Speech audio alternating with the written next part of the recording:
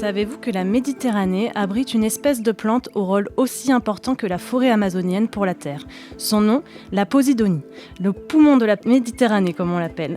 Il est pourtant détruit depuis des décennies. 10% de sa surface a disparu en 50 ans en France, 34% sur l'ensemble du bassin méditerranéen. Et dans les sites les plus fréquentés en France, c'est même 30% ces 5 dernières années, malgré la protection que la réglementation lui offre. Alors que faire pour stopper cette hémorragie invisible? C'est justement l'objet de cet épisode des Blue Panda Talk, les podcasts du WWF France pour parler de la biodiversité méditerranéenne. Pour approfondir ce sujet, je suis avec Pierre Descamps, biologiste marin, plongeur professionnel et président d'Andromède Océanologie, le commissaire général Thierry Duchesne, adjoint du préfet maritime de la Méditerranée pour l'action de l'État en mer, et enfin Catherine Piante, chargée de programme Air Marine Protégée au sein du WWF France. Alors nous sommes actuellement à Marseille, et pas n'importe où à Marseille, on est juste à côté du Mucem, à bord du Blue Panda, le voilier emblématique du WWF qui sillonne d'ordinaire la Méditerranée pour des expéditions marines. Alors cette fois on reste à quai, on ne prend pas de large, mais pour autant on vous embarque avec nous.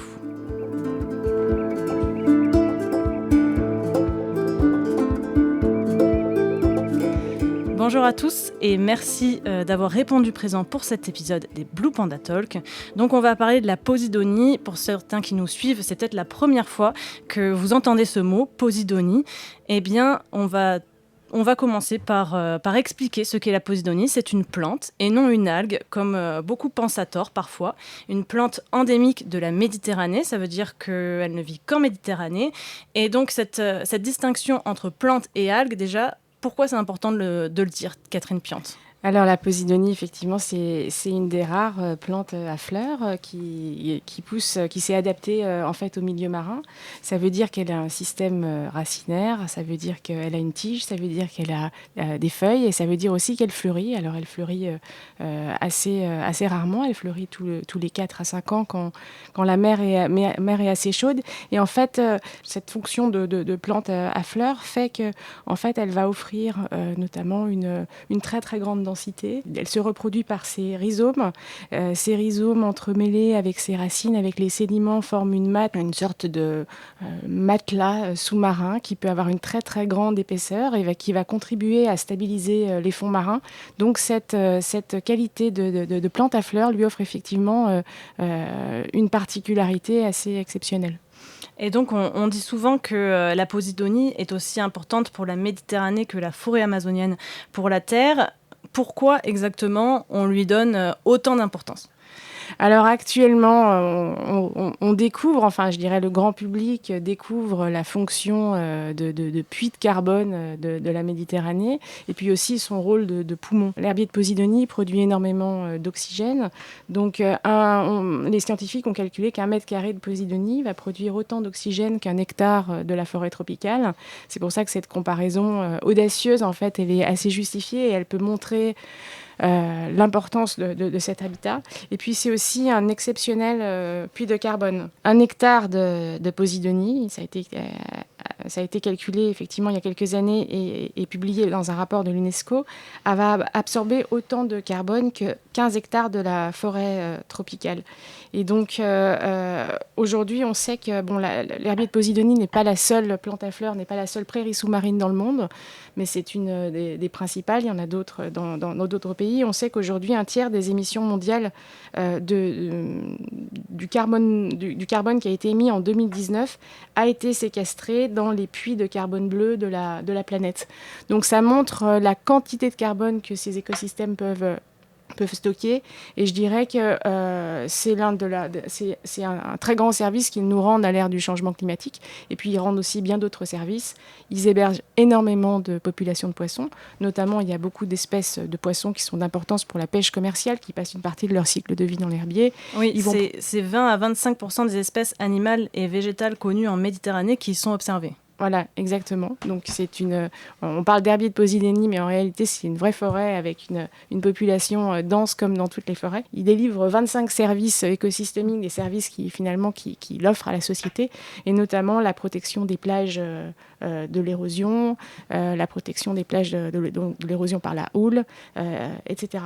Donc oui, un écosystème absolument important, un véritable couteau suisse quand on voit l'ensemble des services qu'il rend, et un héros méconnu. Et un héros méconnu qui souffre de son image. Il ressemble un petit peu voilà, il a pas une image aussi sexy qu'un récif corallien. Et pourtant, c'est un écosystème absolument aussi important qui mérite d'être connu. Oui, d'ailleurs, comment on les reconnaît quand on plonge, Pierre Descamps, vous qui avez l'habitude d'aller sous l'eau? L'herbier de Posidonie en Méditerranée, c'est immanquable. Hein, c'est une vraie petite forêt. J'ai tendance à utiliser l'expression de forêt de bonsaï, en fait, parce que c'est une plante qui est finalement assez discrète par ses tiges. C'est des petites tiges rampantes, des rhizomes, avec des grandes feuilles qui peuvent faire 1 mètre, 1,20 m, des feuilles vertes, rubanées. Mais c'est vraiment des tout petits bonsaïs qui poussent les uns à côté des autres et qui peuvent atteindre des âges vraiment très très importants, hein, des dizaines de milliers d'années pour certains herbiers. Donc c'est un paysage emblématique de la Méditerranée, ces forêts ondoyantes de Posidonie sur lesquelles on va trouver énormément de poissons, en tout cas dans les zones qui sont peu pêchées.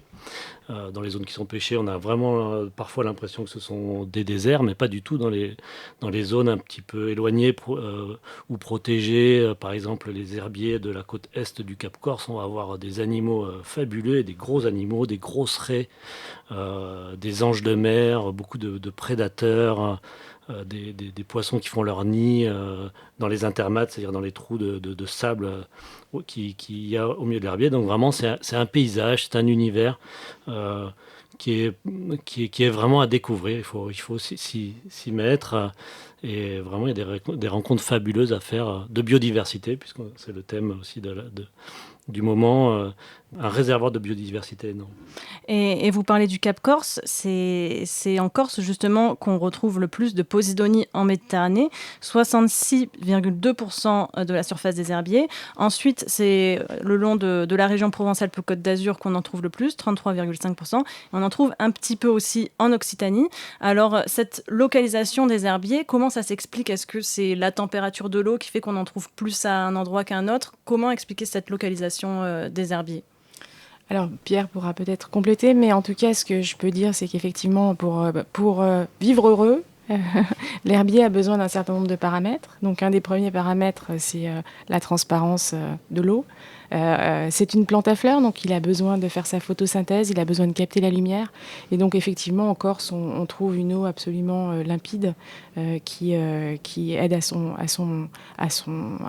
développement. Après, je pense qu'en région PACA, probablement à l'origine, il était beaucoup plus important qu'aujourd'hui. La région PACA, comme toute la côte méditerranéenne, a été énormément, je dirais, artificialisée. On a construit beaucoup de ports. Il y a en Méditerranée française un port tous les 14 kilomètres.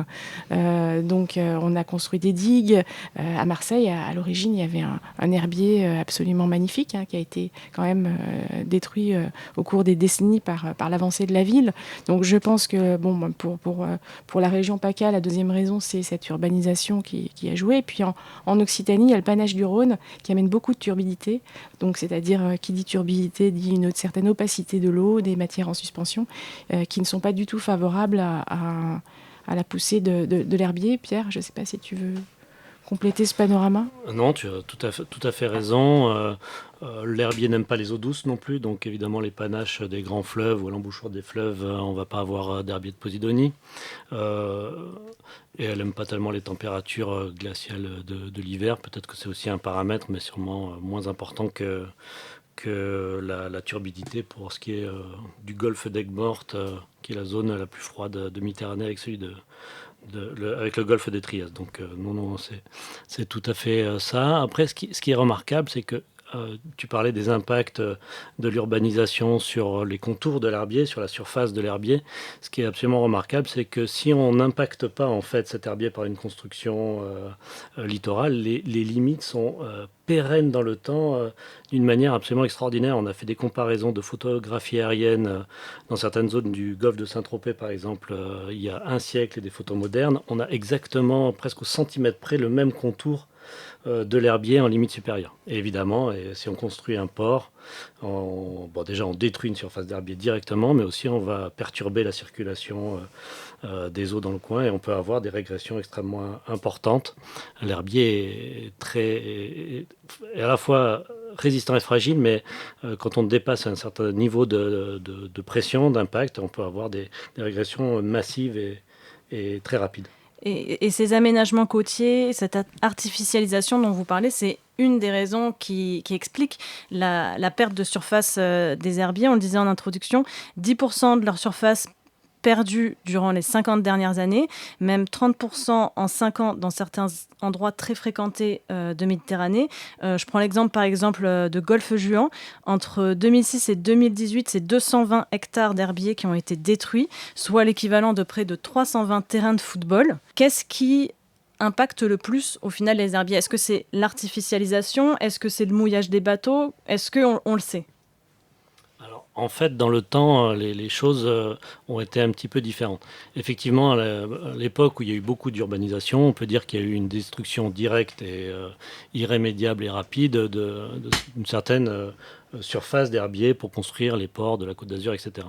Après, il y a eu le problème de la qualité de l'eau des eaux côtières. Et ça a été quand même assez bien réglé en construisant des stations d'épuration, etc. On a réussi à améliorer la qualité de l'eau de nos eaux côtières et puis la transparence de ces eaux. Donc, on a stoppé une régression de l'herbier qui se faisait en limite inférieure, c'est-à-dire sur la zone profonde de l'herbier qui avait beaucoup régressé du fait de cette eau de mauvaise qualité. Et puis, plus récemment, il y a eu un autre impact considérable, massif, rapide sur ces, disons, 10-15 dernières années, même si c'est un problème qui est connu depuis plus longtemps, c'est le mouillage des bateaux, et en particulier des grands bateaux, qui ont labouré tous nos golfs, golfe de Saint-Hospice, golfe de Saint-Tropez, golfe Juan, Antibes, mais aussi de plus en plus les golfs en Corse.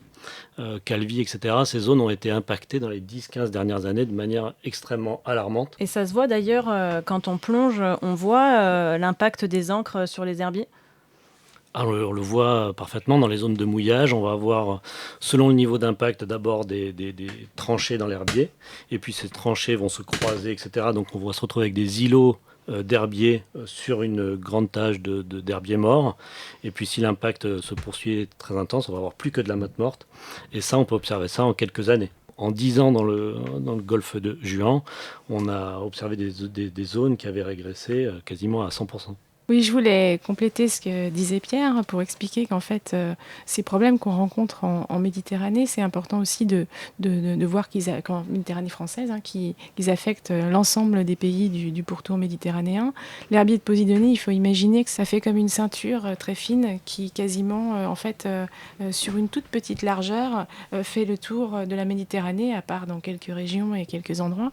Et en fait, cette évolution des pressions que décrit Pierre, on la retrouve dans d'autres pays méditerranéens, notamment les pays européens, qui sont souvent les pays les plus touristiques parce qu'ils sont dotés d'énormément d'îles, la Grèce, la Croatie, etc. Donc ils sont très attractifs pour la plaisance. Et dans ces pays-là, la réglementation européenne fait que les problèmes de pollution des eaux ont été plus ou moins réglés.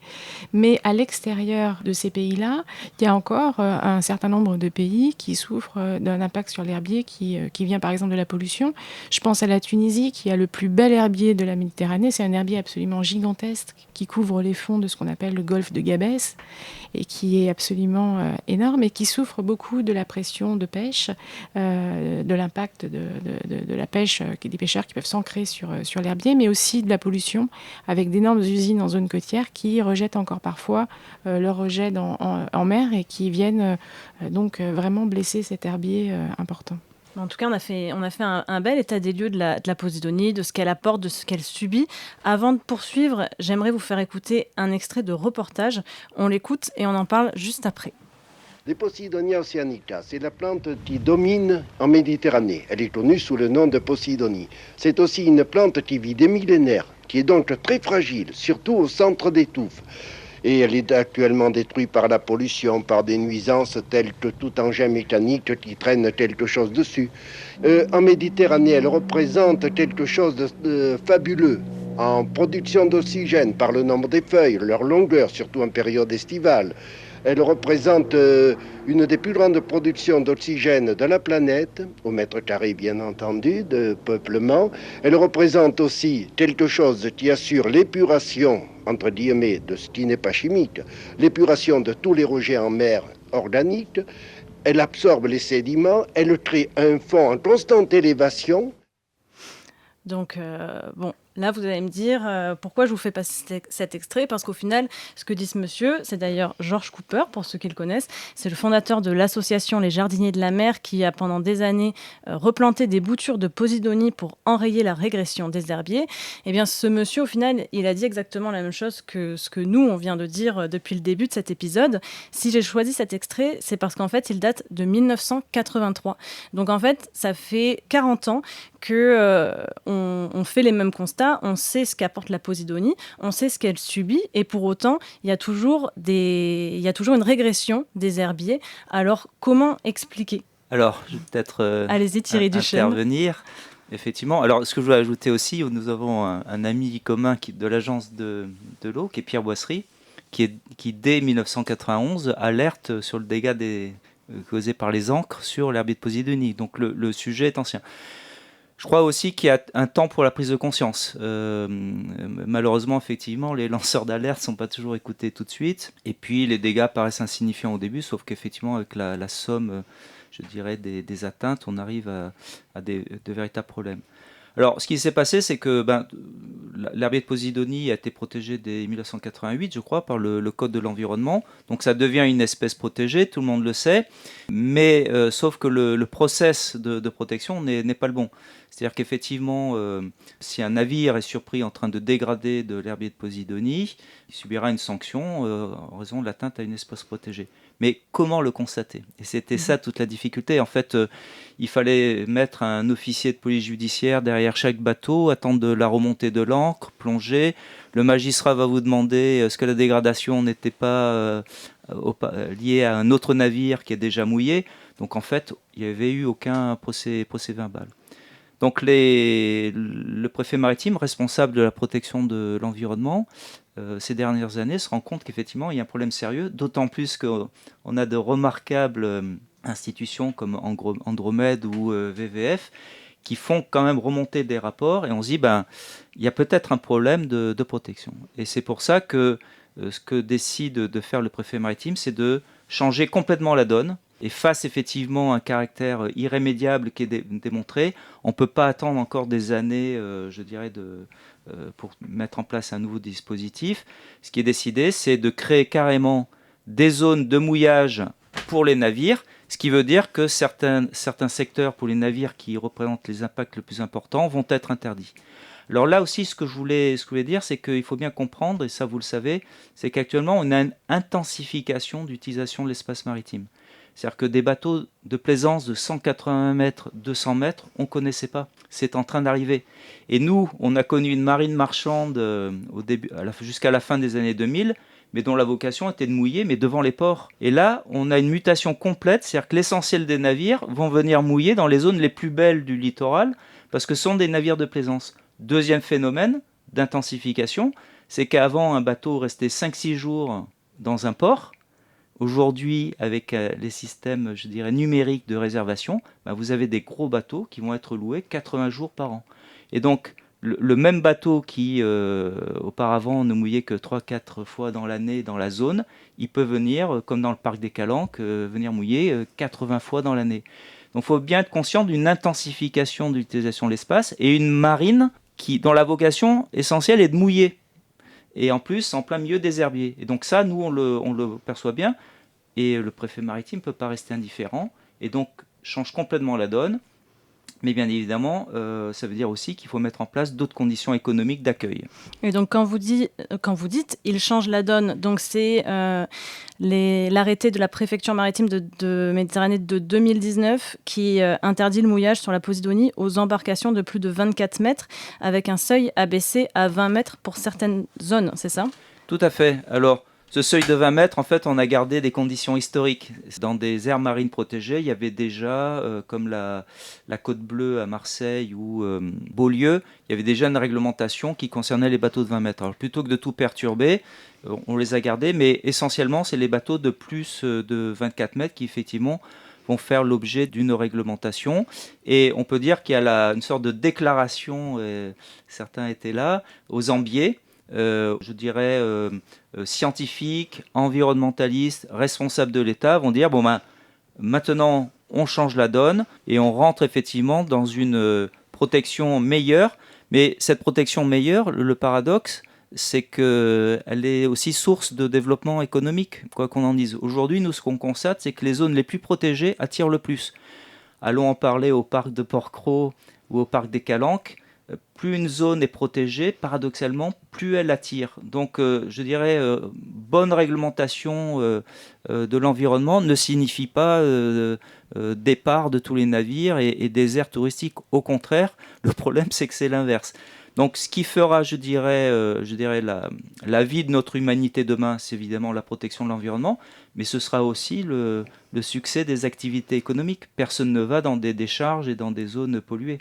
Mais pour en revenir sur ce seuil de 24 mètres ou 20 mètres, est-ce que c'est suffisant que cette interdiction concerne que ces bateaux-là? Parce qu'au final, il y a énormément de bateaux de petite plaisance qui sont plus petits que ces 20 mètres et ces 24 mètres. Alors, est-ce que ça suffit pour avoir vraiment de l'impact? Alors, excellente remarque, effectivement. Le Code de l'environnement s'applique à tous les navires. Sauf que là, on est, je dirais, dans un programme crash. Il a fallu agir très vite et les scientifiques nous ont démontré que ce sont surtout les gros navires, parce qu'on parle de l'ancre, mais on oublie complètement la chaîne qui est tout aussi catastrophique, avec en plus votre bateau. Vous dire, la grande plaisance peut vous dire certains, mais parce qu'aujourd'hui ils ont bien compris, il y a une belle évolution, mais vous avez des capitaines de navires, ils vous disent, nous sommes des professionnels, nous savons parfaitement mouiller, etc. Oui, sauf que quand le vent tourne, votre chaîne, elle va tout arracher sur la giration du navire. Donc, c'est pas une affaire, effectivement, de bien savoir utiliser. Il y a forcément des conséquences. Donc, la petite plaisance occasionne des dégâts, moins forts, mais je dirais un peu comme des piqûres d'insectes. À la fin, ça occasionne des zones, je dirais, très atteintes. C'est pour ça que le parc des Calanques a demandé que 2 calanques soient interdites, je dirais, de mouillage, parce que les dégâts étaient trop importants. Donc le préfet maritime peut décider d'interdire des zones. Alors là, c'est pareil, on ne souhaite pas aller jusque-là, parce qu'on pense que l'autorégulation, je dirais, des plaisanciers va être intelligente et se fera naturellement. D'autre part, le pari que l'on fait, c'est que la petite plaisance, effectivement, au travers d'implantation de zones de mouillage organisées, et il y a du financement, l'agence de l'eau apporte de l'argent, le plan de relance de l'État apporte des sommes considérables. On va mettre en place des zones de mouillage organisées pour que demain, la petite plaisance vienne. Et je prendrai un cas, c'est le cas de Agde, avec une zone Natura 2000 très bien gérée. Et la mairie d'Agde a installé des coffres devant l'île du Brescou. Et tous les plaisanciers sont très heureux d'avoir des petites bouées. C'est toujours plus confortable d'être sur une bouée. Tout le monde vient là et il n'y a plus aucun dégât. Donc effectivement, la contrepartie, c'est qu'il y a des équipements. Et c'est pour ça que le message que je peux lancer aujourd'hui, c'est de dire on est tous concernés. Moi, j'ai un petit bateau. Je veille à ne pas mouiller sur l'herbier de Posidonie. Si tout le monde fait comme ça, c'est parfait. Et demain, il faut absolument, effectivement, qu'il y ait des installations pour que la petite plaisance n'occasionne plus de dégâts. Mais elle est tout aussi concernée. Mais on voit que déjà, les comportements, je dirais, corrects commencent. Et moi, ça m'amuse toujours de voir les enfants, je dirais, engueuler leur père ou parce qu'il a mouillé sur l'herbier de Posidonie. On le voit et ça, c'est plutôt positif.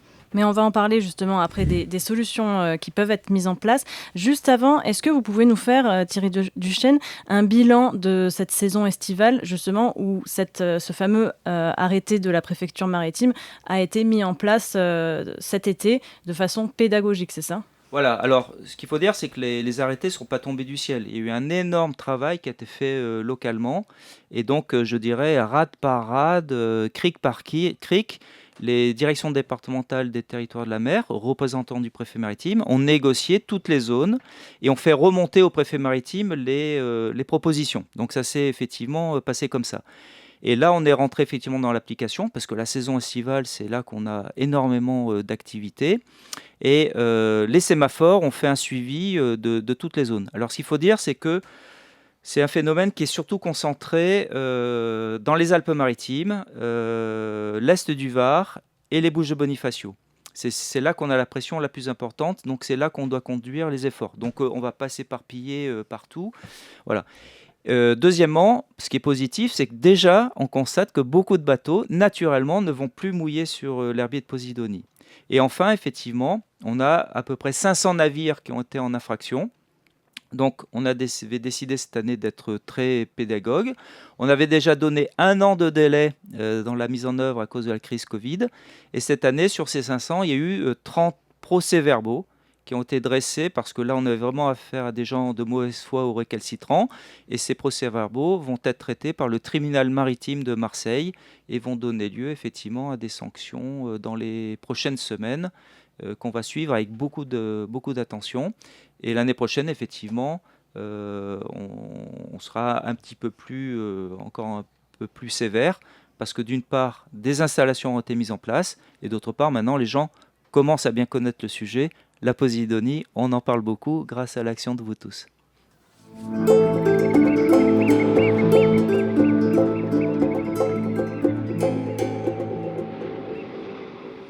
Vous avez évoqué, Thierry Duchesne, un exemple de solution, c'est de mettre en place des bouées pour permettre aux bateaux de mouiller. Il y a d'autres aussi choses qui peuvent être faites pour protéger la Posidonie. Andromède Océanologie, donc la société que vous présidez, Pierre Descamps, avec l'agence de l'eau Rhône-Méditerranée-Corse, vous avez notamment développé une application Donia. Est-ce que vous pouvez nous en parler un petit peu ? Oui, c'est un projet ancien pour nous. Enfin, disons qu'on a commencé à penser en 2009. Les smartphones n'existaient pas encore. On se demandait, on avait fait les cartographies des herbiers, on avait vu les impacts déjà et on s'était dit, mais comment on pourrait mettre cette information à disposition des plaisanciers, des pêcheurs, des plongeurs ?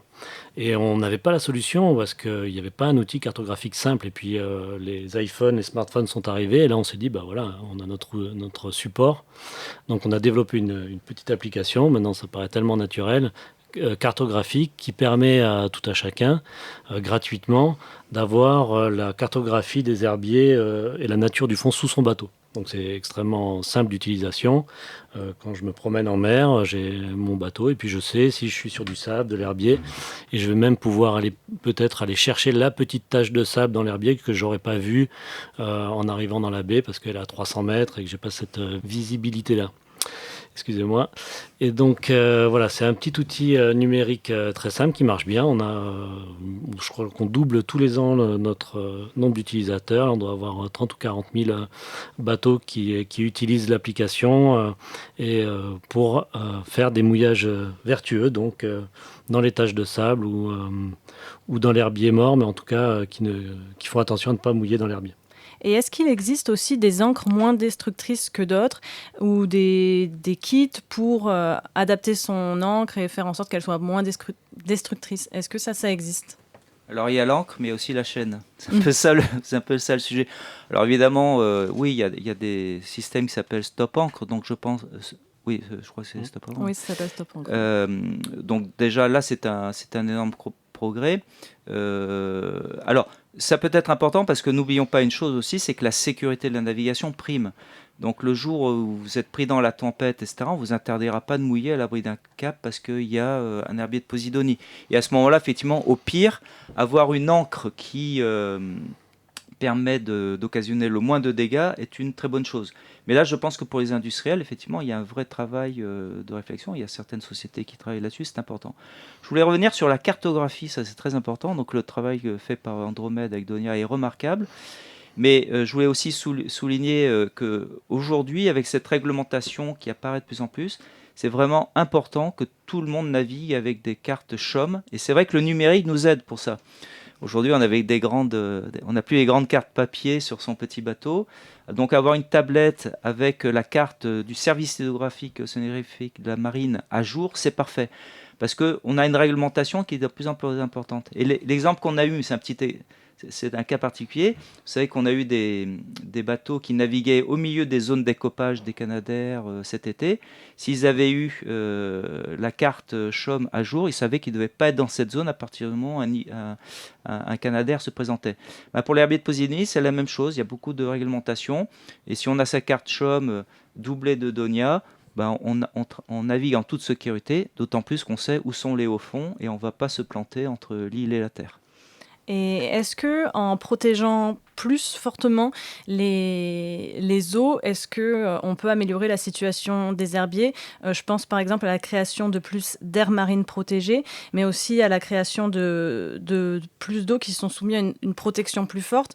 En ouverture du Congrès mondial de la nature, le président Macron, quand il est venu, s'est engagé à placer en protection forte 5% des eaux françaises en Méditerranée. C'est actuellement seulement 0,4% des eaux qui sont en protection forte. Est-ce que, en tout cas, augmenter la protection des eaux, ça va permettre de protéger plus les herbiers de Posidonie ? Alors oui, parce que en fait, l'herbier c'est un habitat qui est extrêmement protégé au niveau législatif, au niveau français, mais également au niveau européen, au niveau de la Convention de Barcelone. Donc avant même d'atteindre les objectifs de protection forte en France, il y a un véritable enjeu d'atteindre les objectifs de protéger 30% des fonds marins dans l'ensemble du bassin méditerranéen, ce qui n'est pas le cas dans pas mal d'endroits. Et vraiment, l'ambition de la Convention de Barcelone et de la Commission européenne, c'est qu'effectivement, dans les nouvelles aires marines protégées qui vont être créées, on continue à protéger de façon extrêmement active l'herbier de Posidonie. Donc oui, ça va contribuer. Et effectivement, les protections fortes peuvent tout à fait concerner l'herbier de Posidonie, au même titre que d'autres habitats comme les habitats rocheux. Donc oui, c'est une dynamique qui va aider dans les 10 années à venir à également renforcer les dispositifs de protection. Alors, je dirais effectivement que c'est tout à fait intéressant, bien évidemment. Mais n'oublions pas aussi qu'en Méditerranée, nous avons désormais 85% de la mer territoriale classée dans une catégorie d'aires marines protégées. Donc, au-delà de cette zone de protection forte, ce qu'il faut donner aussi, c'est du contenu à ces aires marines. Donc, le contenu, évidemment, pourquoi on continue à mouiller dans une zone Natura 2000 Posidonie comme la côte est de la Corse. En revanche, la réglementation, par exemple, du préfet maritime va donner du sens à cette zone de protection puisqu'elle évite le mouillage, mais qui ne l'était pas jusqu'à cette période. Donc, on voit bien qu'il y a une différence entre, je dirais, l'aire marine et la nécessité d'avoir une réglementation claire et efficace. Et au-delà de ce point-là, il est évident qu'il est extrêmement important d'avoir des zones très protégées et hautes, mais l'idéal, évidemment, c'est que la mer soit une zone de protection naturelle, naturellement protégée, et que ce soit tout l'espace maritime qui fasse l'objet, je dirais, de bons usages. Et l'herbier de Posidonie est un vrai défi parce qu'en fait, il est sur toute la côte, et on voit qu'on est sur une ambition qui est très importante en termes de protection de la biodiversité, mais qui concerne toute la Méditerranée. Et vous disiez des bons usages. C'est vrai que c'est aussi une question de civisme, que chacun fasse attention à son impact en fait sur la Posidonie. Et c'est vrai que ce serait déjà un bon point que chacun à son échelle fasse en sorte d'avoir un impact le moins important sur les herbiers. Eh bien, merci à tous les trois d'être venus sur le Blue Panda pour participer à cette émission. Les Blue Panda Talks, je le rappelle, ce sont des podcasts créés par le WWF France et cofinancés par l'Agence française de développement. Merci à tous de nous avoir suivis. Vous pouvez retrouver plus d'informations sur le site www.wwf.fr et sur les réseaux sociaux du WWF France.